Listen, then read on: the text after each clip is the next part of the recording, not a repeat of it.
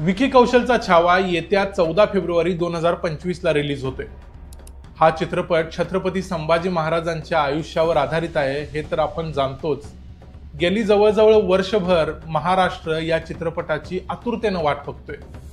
या चित्रपटाचा trailer release झाला आणि या चित्रपटाच्या ट्रेलर मधल्या ऍक्शन, म्युझिक, डायलॉग्स या सगळ्यावरून लक्षात येतंय की हा चित्रपट बॉलिवूड मधला एक मैलाचा दगड ठरणार। कारण या चित्रपटाच्या मागे उभं केलेलं काम हे कुठल्याही हॉलिवूडच्या चित्रपटापेक्षा कुठल्याही अंशी कमी नाही। पण तरीही जसं डाव्यांच्या मध्ये अति डावे असतात तसे उजव्यांच्या मध्ये अति उजवे असतात। म्हणजे हा चित्रपट कितीही सुंदर असला तरी अनेक लोकांना याच्यामध्ये भरपूर प्रॉब्लेम दिसतात। विशेषतः काही हिंदुत्ववाद्यांना याच्यामध्ये काही प्रॉब्लेम्स दिसायला लागलेत। बॉलिवूडला शिव्या देण्याच्या पलीकडे या लोकांना दुसरं काही सुचतच नाही। सगळ्यात महत्त्वाचा एक प्रॉब्लेम बऱ्याच लोकांनी सांगितलेला तो मी बघितला, ते म्हणजे या चित्रपटात विकी कौशलच्या म्हणजे छत्रपती संभाजी महाराजांच्या तोंडी एक डायलॉग आहे। तो डायलॉग असा आहे की हे राज्य व्हावे ही श्रींची इच्छा। या लोकांचं असं मत आहे की छत्रपती शिवाजी महाराजांचा किंवा आपल्या महाराजांचं वाक्य असं होतं की हे हिंदवी स्वराज्य व्हावे ही श्रींची इच्छा। म्हणजे बॉलिवूडवाल्यांनी चित्रपट बनवताना हिंदवी स्वराज्य हा शब्द मुद्दामून गाळलाय। आजचा आमचा व्हिडिओ बनवण्याचा उद्देश हाच आहे की मूळ छत्रपती शिवाजी महाराजांचं ते वाक्य काय होतं आणि चित्रपटात दाखवलेलं वाक्य काय आहे हे आम्ही तुम्हाला पुराव्यानिशी सांगतो। असा मुद्दा काढणाऱ्यांना आता मला हे सांगायचं आहे की अरे बाळांनो, कोणताही चित्रपट लिहिताना विशेषतः छत्रपती शिवाजी महाराज किंवा छत्रपती संभाजी महाराजांच्या आयुष्यावर चित्रपट लिहिताना खूप कागदपत्रांचा अभ्यास करून तो चित्रपट लिहावा लागतो। या चित्रपटात वापरलेला हा डायलॉग हा खरं तर छत्रपती शिवाजी महाराजांचं एका पत्रात आलेलं वाक्य आहे। पण लक्ष्मण उत्तेकर हे एक स्वतः मराठी माणूस आहेत। त्यांनी मराठी कागदपत्रांचा अभ्यास करून हा डायलॉग लिहिला असेल, त्यामुळे त्यांनी थोडी सिनेमॅटिक लिबर्टी वापरून छत्रपती संभाजी महाराजांच्या तोंडी हे वाक्य टाकले हे आपण मान्य करायला हवं। प्रत्येक गोष्टीला टेक्निकल कारण देऊन चालत नाही।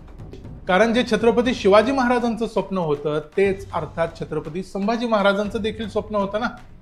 त्यामुळं छत्रपती संभाजी महाराजांच्या तोंडी ते वाक्य घातल्यामुळं कोणतीही टेक्निकल किंवा तांत्रिक अडचण निर्माण होत नाही। दुसरी गोष्ट आपण आता बघूया की हे वाक्य बरोबर आहे का, म्हणजे या वाक्यामध्ये हिंदवी स्वराज्य हा शब्द मुद्दाम गाळलाय का। या प्रश्नाचं उत्तर देण्यासाठी मी तुम्हाला इतिहासात घेऊन जातो। छत्रपती शिवाजी महाराजांनी स्वराज्याचा संकल्प केल्यानंतर सुरुवातीच्या काळात मावळातले अनेक देशमुख आणि मराठा सरदार छत्रपती शिवाजी महाराजांच्या बाजूने उभे राहिले। हे पाहून आदिलशहानं या सर्व सरदारांना धमकी देणारी पत्र लिहिली, कारण हे सरदार पूर्वी आदिलशहाचे सरदार होते। असंच एक पत्र आलं नरसप्रभू देशपांडे यांना। हे नरसप्रभू देशपांडे रोहिडखोरं आणि वेळवंडखोरं या खोऱ्यातले देशमुख होते। त्यांना आलेल्या पत्रात आदिलशहानं त्यांना स्पष्ट सांगितलं की तुम्ही छत्रपती शिवाजी महाराजांची मदत करू नका, तुम्ही तुमच्या फौजेनशी आम्हाला सामील व्हा, नाहीतर त्याचे परिणाम भयंकर होतील। हे पत्र आल्याचं छत्रपती शिवाजी महाराजांना कळलं तेव्हा छत्रपती शिवाजी महाराजांनी दादाजी नरसप्रभू देशपांडे यांना म्हणजे नरसप्रभू देशपांडे यांच्या मुलाला एक पत्र लिहिलं। त्या पत्रात छत्रपती शिवाजी महाराजांनी हे वाक्य वापरलंय। ते पत्र काय आहे ते मी तुम्हाला स्क्रीनवर देतो आणि या पत्रात काय म्हटलंय ते मी तुम्हाला थोडक्यात आताच्या मराठीत सांगतो। छत्रपती शिवाजी महाराज यात म्हणतात की आदिलशहाचं धमकीवजा पत्र तुमच्या वडिलांना आलं आणि त्यामुळे नरसप्रभू देशपांडे हवालदिल झालेत हे मी जाणतो। तुमच्याच खोऱ्यातल्या रोहिडेश्वराने मला यश दिलं आहे आणि तोच या हिंदवी स्वराज्याचं मनोरथ पूर्ण करणार आहे।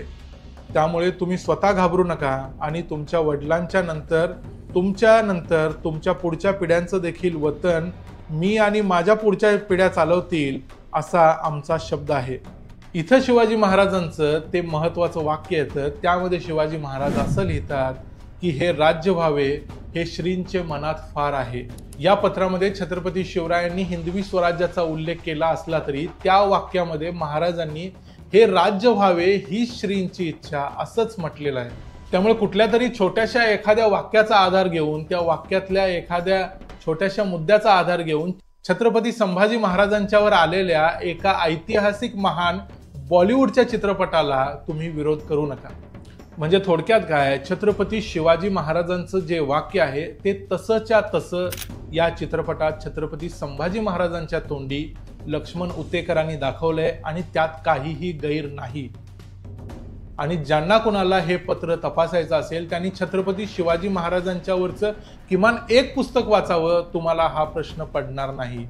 फक्त कुठेतरी 2-4 ओळींचे व्हॉट्सअप फॉरवर्ड वाचून किंवा कुठले तरी लेख वाचून तुम्ही इतिहास ठरवू नका। तुम्ही छत्रपती शिवाजी महाराजांचं खरं पत्र वाचा आणि त्याप्रमाणे मग ठरवा की या चित्रपटाच्या डायलॉगला विरोध करायचा की नाही। या चित्रपटाबद्दल अनेक लोकांना इतर पण आक्षेप आहेत की मग या चित्रपटात रश्मिका मंदाना येसूबाईंच्या भूमिकेत कशाला, तिच्या अगोदरच्या चित्रपटात तिनं काय काम केलंय ते तुम्हाला माहिती आहे काय, किंवा या चित्रपटाला AR रहमानचं म्युझिक कशाला, तो कशाला मनापासून देईल, तो तर मुसलमान आहे। असे सगळे फालतू आणि बिनडोक प्रश्न कोणीही विचारू नका। हे सगळे ॲक्टर्स प्रोफेशनल आहेत आणि ते अत्यंत मनापासून त्यांचं काम करतात आणि ते काम या चित्रपटाच्या ट्रेलरमध्ये दिसतंय। तुम्ही जर मनातला द्वेष बाजूला ठेवून हा चित्रपटाचा ट्रेलर बघितला तर तुम्हालाही ते दिसेल। बाकी तुम्हाला या चित्रपटाच्या ट्रेलरमधले कुठले डायलॉग आवडले ते आम्हाला जरूर सांगा। तुमचे आवडते डायलॉग किंवा या चित्रपटाकडून तुम्हाला काय अपेक्षा आहेत ते देखील सांगा। या चित्रपटाचा ट्रेलर बघताना तुम्हाला यात काही प्रश्न पडले असतील तर ते आम्हाला सांगा, आम्ही ते डिकोड करण्याचा प्रयत्न करू। थोडक्यात काय, छावाच्या ट्रेलरमधल्या तुमच्या प्रश्नांना आम्ही आमच्या परीने उत्तर देऊ। ते तुमचे प्रश्न तुम्ही कमेंट्समध्ये जरूर विचारा। छत्रपती शिवाजी महाराजांचा किंवा मराठ्यांचा किंवा संभाजी महाराजांचा इतिहास दाखवणारे चित्रपट मुळातच बॉलिवूडमध्ये कमी येतात आणि त्यात एखादा चित्रपट आला तर त्या चित्रपटामध्ये कुठल्या तरी तांत्रिक बाबी काढून आपण त्याला विरोध करत बसलो तर असे चित्रपट चालणार नाहीत। आणि कुठलाही चित्रपट जर आर्थिकदृष्ट्या यशस्वी ठरला नाही तर अशा प्रकारचे चित्रपट परत परत येण्याची शक्यता कमी होत जाते। कारण कुठलाही चित्रपट हा फक्त चित्रपट लोकांच्या एंटरटेनमेंटसाठी नसून तो त्या प्रोड्युसरनी, डायरेक्टरनी पैसा मिळवण्यासाठी देखील केलेला असतो। त्यामुळे चित्रपटाचं आर्थिक यश देखील महत्त्वाचं आहे आणि त्यासाठी या महाराष्ट्रानं मोकळ्या मनानं हा चित्रपटाचा स्वीकार करून तो सर्वांनी थिएटरमध्ये बघितला पाहिजे। त्यामुळे छावा चित्रपट सर्वांनी थिएटरमध्ये अगदी सुरुवातीलाच जाऊन बघा असं आवाहन आम्ही या ठिकाणी करतो। आम्ही सांगितलेल्या माहितीबद्दल तुमचं जे काही मत असेल ते तुम्ही कमेंट्समध्ये मांडा, तुमच्या प्रतिक्रिया द्या। या व्हिडिओला लाईक करा, चॅनलला सबस्क्राईब करा आणि पाहत रहा द मराठी बाणा।